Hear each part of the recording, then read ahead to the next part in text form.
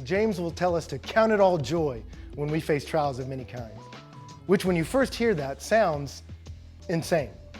Like seriously, who considers trials joyful?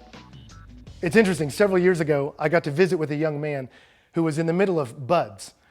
BUDS is an acronym. It stands for Basic Underwater Demolition and SEAL Training. It's the school that young men go through to become Navy SEALs. And the school has a motto: the only easy day was yesterday. And it's such a grueling school that 75% of the young men that enter the school drop out before it's over.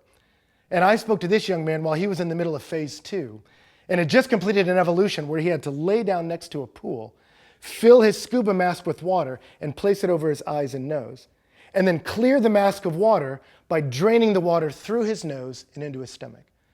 And so I asked him, well, how'd that go? And he said, well, if you panic, your gag reflex kicks in and you instantly vomit. So within seconds, the men next to me both threw up.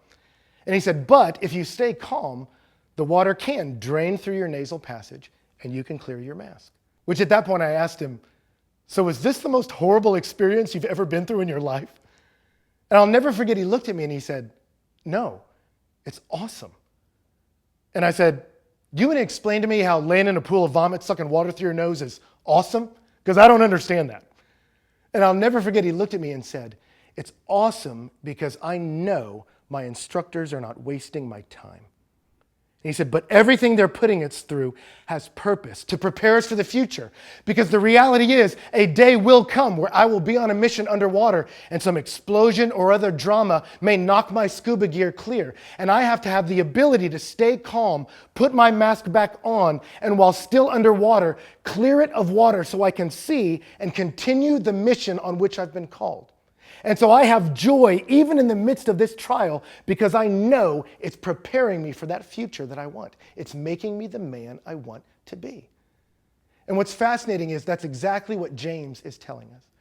James won't tell us all the reasons why God ordains suffering. And yet he'll tell us that there is joy to be found even in the midst of suffering because we can know that our God has purpose in it. And that if we'll let suffering teach us, it will prepare us to be the people we're meant to be to complete the mission he's called us on. So the only question that remains is, do I have the humility to learn even in the midst of pain?